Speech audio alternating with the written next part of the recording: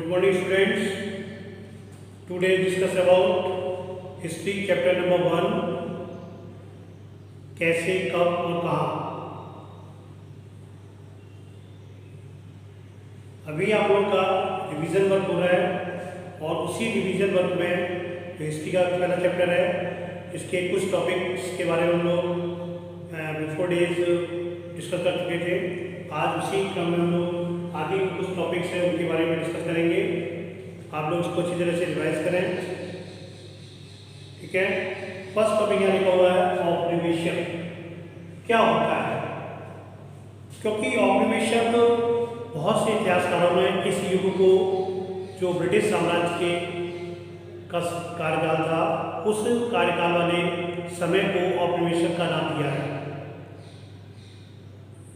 इतिहासकारों ने उस युग को ऑब्जर्वेशन युग भी कहा है।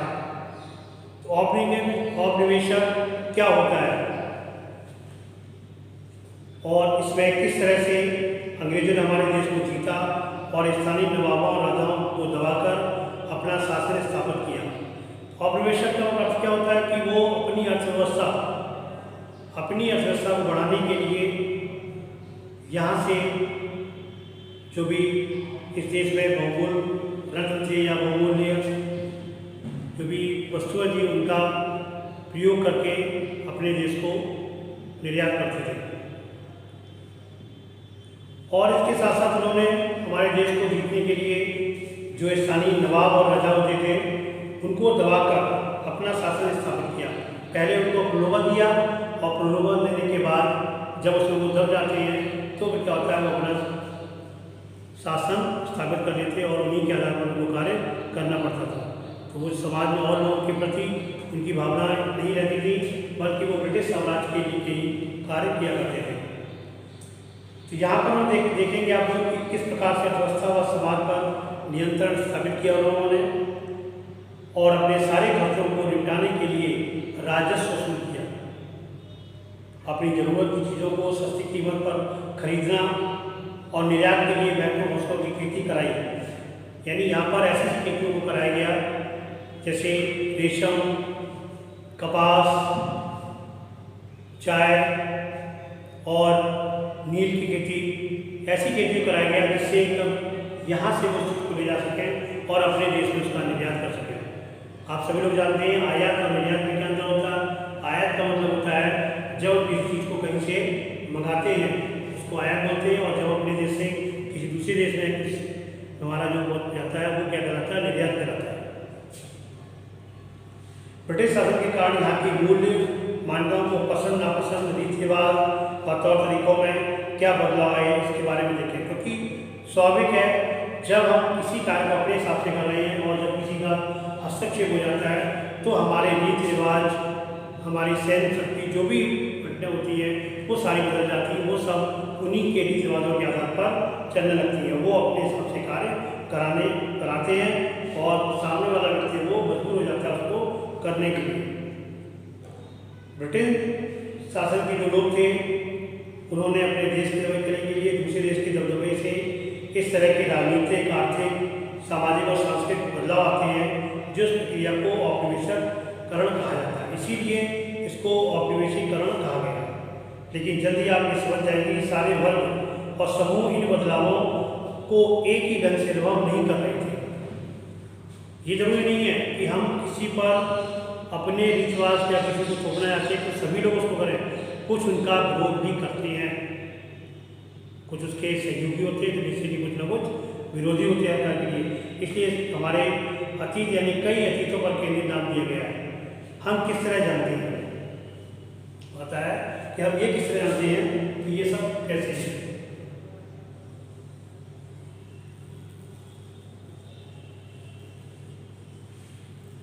भाई ये सारी चीजें हमको पता कैसे रहेगी, हम ये किस तरह जानते हैं कि ये औपनिवेशीकरण है जो हमारे स्त्री करता है। भारतीय इतिहास के पिछले 250 साल का इतिहास जानने के लिए इतिहास का कौन से स्रोतों का इस्तेमाल करते हैं, हमें ये पता कैसे लगा। भाई ये हम किस तरह सब समझे कि ऐसा सारी कुछ चीज़ें घटना हुई, क्योंकि हम 250 साल पहले हम लोग थे नहीं। तो ये सब किसके द्वारा पता चलता है, जो प्रशासन अभिलेख होते हैं, प्रशासन के द्वारा कुछ अभिलेख तैयार किए जाते हैं। प्रशासन अभिलेखों द्वारा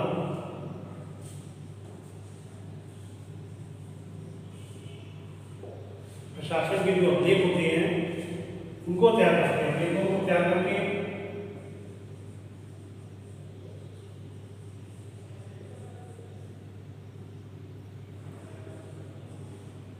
ठीक है, क्योंकि प्रशासन होते वो अभिलेख तैयार करते हैं, पूरा रिकॉर्ड तैयार किया जाता है। जैसे हम लोग आप लोगों का जो भी होते हैं वो सब क्या होता है, यहाँ पर सभी एंट्रीज होती है, तो वो कोई क्या अभिलेख, उन्हीं को अभिलेख होते हैं जो हमारी पर्टिकुलर सारी इंफॉर्मेशन को कहीं पर उसको स्टोर किया जाए। क्योंकि कल आप आएंगे हमारे केवल डेटा पर चाहिए, स्पेलिंग में चेक करना है, तो ये सब क्या है, वो अभिलेख होते हैं। जो डॉक्यूमेंट उनको बोलते हैं वही क्या कहलाते हैं, अभिलेख। उनको प्रशासन तैयार करता है। तो यहाँ भी प्रशासन क्या है, विद्यालय का जो प्रशासनिकरण जो लोग हैं वो उसको अभिलेख तैयार करते हैं। जब आपका अभिलेख तैयार होता है तो निश्चित उस समय का पूरा अभिलेख कहीं ना कहीं हमारे देश में स्टोर होगा, जहाँ से सारी चीज़ें हमारे सामने आती हैं। कभी कभी बहुत सारी तो बहुत नेट की वजह से हमारे बहुत सारी चीज़ें हम लोगों को जानकारी मिलती रहती है, तो वो सब क्या अभिलेख है। संविधान क्या, संविधान आपका पूरा अभिलेख लिखा हुआ बना हुआ है, तो वो अभिलेख वहाँ से भी सारे जो भी उसके आर्टिकल्स होते हैं, अनुच्छेद होते हैं, उनके बारे में वहीं से प्राप्त होता है कि हमें क्या पता है कौन सा अधिकार वहाँ पर लिखा हुआ, किस अधिकार के द्वारा हम बच सकते हैं। वकील कैसे बचाता है, कुछ ऐसे शॉर्ट कॉर्नर्स में होते हैं, उन्हीं के आधार पर उसको बताता है कि ये हमें वहाँ पर अपना टैलेंट देखना पड़ता है, किसके अंदर कितना टैलेंट है, तो वो उसको स्टडी जब करोगे तभी तो बतेगा। अगर अब आपको कोई क्वेश्चन दिया गया तो उसका आंसर आप तभी बता सकते हैं जब आपने उसका आंसर को पढ़ा होगा। सारे बच्चे नहीं बता पाते, कोई बता पाते, क्यों बता पाते कुछ, क्योंकि वो उनको तैयार किया हुआ। उसी तरह से ये अभिलेख शासन के द्वारा तैयार किए जाते हैं और उन्हीं की सहायता से हम पुराने इतिहास के बारे में जानकारी प्राप्त इकट्ठा करते हैं कि कहाँ पर किस घटना को कौन सा अंजाम दिया गया, कब हुआ। अंग्रेजी शासन द्वारा किए गए सरकारी रिकॉर्ड इतिहासकारों का एक महत्वपूर्ण साधन होते थे, क्योंकि अंग्रेजों की मान्यता थी कि चीज़ों को लिखना बहुत महत्वपूर्ण होता है। उनके लिए हर निर्देश, हर योजना, नीतिगत फैसले, सहमत जांच को साफ साफ लिखना जरूरी होता है। क्यों जरूरी होता है, वास्तव में जरूरी होता है, कुछ चीज़ों कार्य तो उनके द्वारा किए गए बहुत महत्वपूर्ण थे, सराहनीय भी थे, क्योंकि उसके द्वारा ये ज्ञान होता है। अभी आपसे कुछ कहा गया, कल काम करना था और आपने कह दिया तो मूर्जवानी कहते हैं, मूर्जवानी नहीं मानी जाएगी, लिखित मानी जाएगी। आपसे कभी कहा जाता है कि आप यहाँ आइए और लिखित में आपको सूचना दें, क्योंकि वो आपकी हैंड राइटिंग, उस पर आपको नीचे आप क्या करेंगे, बॉन्ड होंगे, सिग्नेचर करेंगे, तो उसकी रेस्पॉन्सिबिलिटी होगी, आपकी जिम्मेदारी होगी। अगर आपने उसमें कोई गलत डिसीजन लिया है तो वो आपकी जिम्मेदारी होगी, और उससे आप बात नहीं कर सकते हैं कि हमने ये इस चीज़ को नहीं माना था। कभी कभी इसका होता है कि हम विद्यालय ठीक है, हम स्टेट में अपना ये काम कर देंगे कंप्लीट, आज हमारी एंट्री हो जानी चाहिए, तो हमने आपको रिटर्न में करा दिया, और उस डेट में अगर आपका काम नहीं होता है तो आपसे कहा जाएगा, तो आप कुछ बोलने उसको आप सफाई देने नहीं दे सकते हैं। आप ये नहीं कहेंगे नहीं हमने गाने का हमने ये कहा तो इच्छा हुई दवाएंगे और उस डेट को आएंगे, लेकिन हमारे पास आपके सिग्नेचर किया हुआ मतलब कोई डॉक्यूमेंट्स अभिलेख है तो आप वहाँ पर पकड़ जाएंगे और अपनी बात को आपको वहीं पर स्पष्ट करना होगा। तो इस प्रकार से अभिलेख जो होते थे वो इसीलिए तैयार किए जाते थे। अंग्रेजों को यह भी लगता था कि तमाम अहम दस्तावेजों और पत्रों को संभाल कर रखना जरूरी है, और उनको संभाल कर रखना जरूरी। संभाल कर रखने का मतलब क्या हुआ, भविष्य के लिए।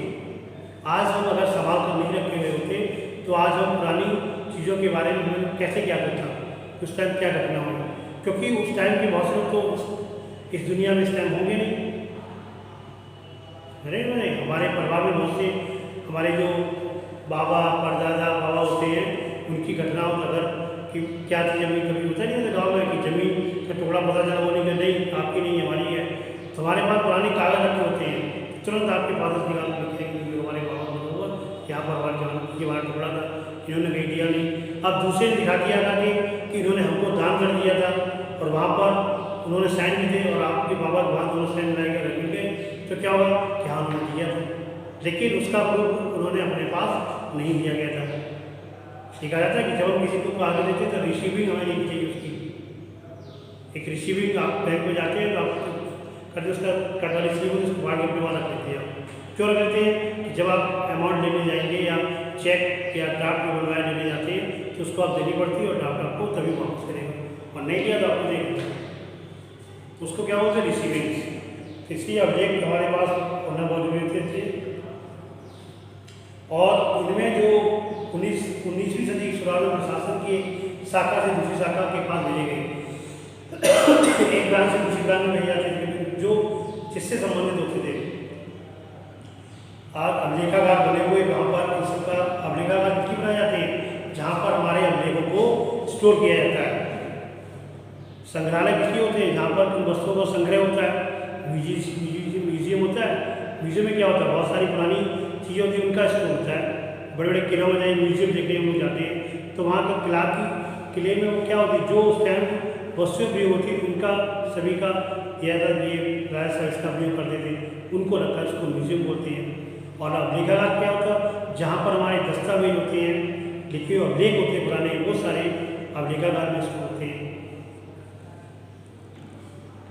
और ये अभिलेख जो होते हैं जैसे उन्हें खुशनसीबी के माहिर लिखते थे, खुशनसीबी या सुलेख मुनीस जिसे बोलते थे। ऐसे लोग होते थे जो बहुत सुंदर ढंग से चीज़ें लिखते थे।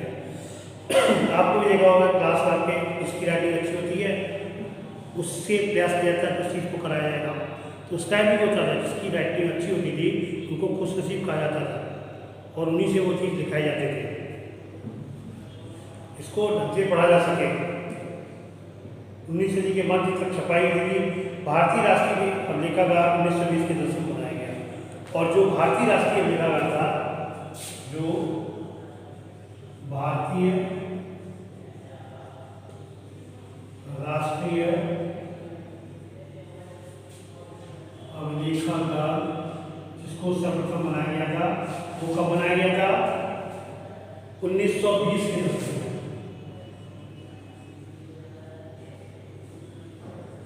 1920 के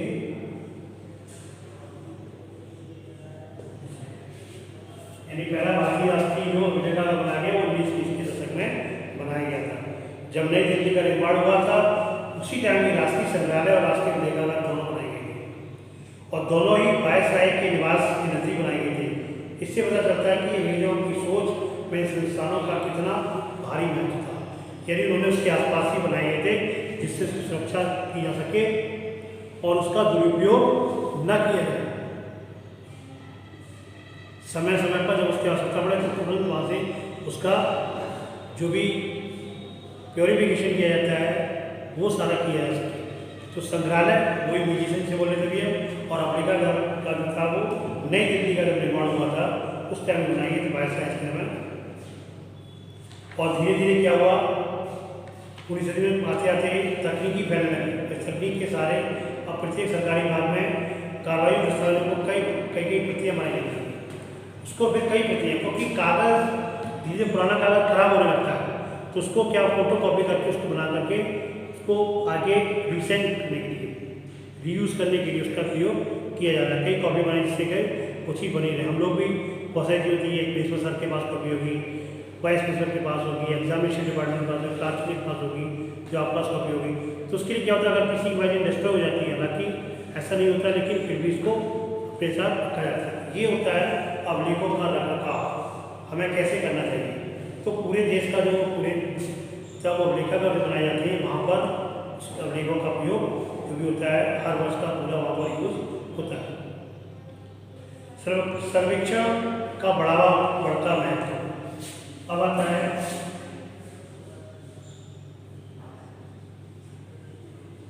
सर्वेक्षण का बढ़ता महत्व। सर्वेक्षण का मतलब क्या होता है, इन्वेस्टिगेशन इसको बोलते हैं, ठीक है। क्योंकि औपनिवेशिक शासन के दौरान सर्वेक्षण का चलन भी महत्वपूर्ण होता गया था, क्योंकि सर्वेक्षण करना भी बहुत जरूरी है। कभी कभी परिवर्तन हो जाता है तो वहाँ पर उसका परिवर्तन कैसे किया जाए, क्योंकि अंग्रेजों को विश्वास था कि किसी देश पर अच्छी तरह शासन चलाने के लिए उनको सही ढंग से जानना जरूरी होता है, हर जगह का सर्वेक्षण करना। आपने देखा कि जब एग्जाम चलता है या क्लास में पढ़ाया जाता है तो टीचर भी चाहते घूमता है, उसका क्या होता है, कोई इन्वेस्टिगेशन सर्वेक्षण करता है कोई देखता है कौन बच्चा उसको लिख रहा है, कौन उसका नहीं कर रहा है, कौन जो कर रहा है, कोई दूसरा वर्क नहीं कर रहा है, कोई लिख रहा कैसे लिख रहा है, जो लिखा हो वही नोट कर रहा है, नहीं कर रहा है। तो उसी तरह से सर्वेक्षण करना बहुत ही जरूरी होता है, क्योंकि तभी हम अपने क्लास जब हम उस क्लास को डेवलप करेंगे, विकसित करेंगे, तो तभी कर सकते सारे बच्चे हमारे अच्छे इंटेलिजेंट तभी हो सकते जब उनके सभी को हम फोकस करें, सभी की गहराई से देखें। उसी प्रकार से एक देश के लिए सर्वेक्षण करना, हर जगह सर्वेक्षण करना, अनेकों का देखना, उनकी जांच पड़ताल करना बहुत ही आवश्यक होता है। ये अंग्रेजों का मानना था और ये वास्तविकता भी है, ऐसा होना चाहिए।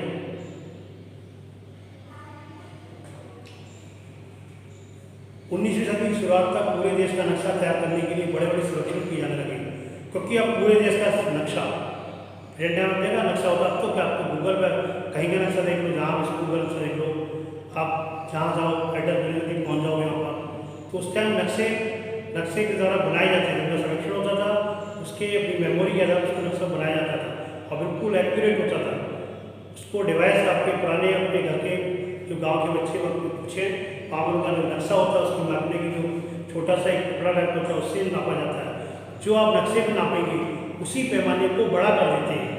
जैसे हम किसी चीज़ को डिस्टेंस दिखाते हैं तो जब अपनी कॉपी पे नक्शे को बनाते हैं तो उसको क्या करते हैं, छोटा करते हैं, और छोटा करने के बाद उसे स्केल कम रखते हैं और बनाते हैं तो उसको बड़ा होता है। जब कॉपी बनाते हैं बड़े को छोटे में कन्वर्ट करते हैं तो उसको स्केल बनना पड़ता है। उसी तरह से यहाँ पर भी वही चीज़ की जाती है। तो 19वीं से धीरे धीरे सबसे धरती की होने की मिट्टी की गुणवत्ता को दिखाने लगा, उपजाऊ कहाँ पर कैसी है, क्योंकि आगे उनको पूरा यहाँ से पूरा आयात निर्यात करना था सब फसलों के लिए मिट्टी की गुणवत्ता देखना बहुत जरूरी होता है। अंग्रेजों की राय ने किसी इलाके का साथ चलाने के लिए इन सारी बातों पर कुछ जानना जरूरी था।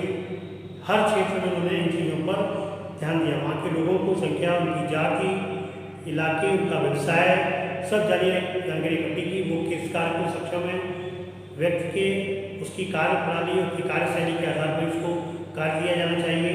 ये उनका मान्यता जो इसकी मान्यता भी है उसको ये मानते थे।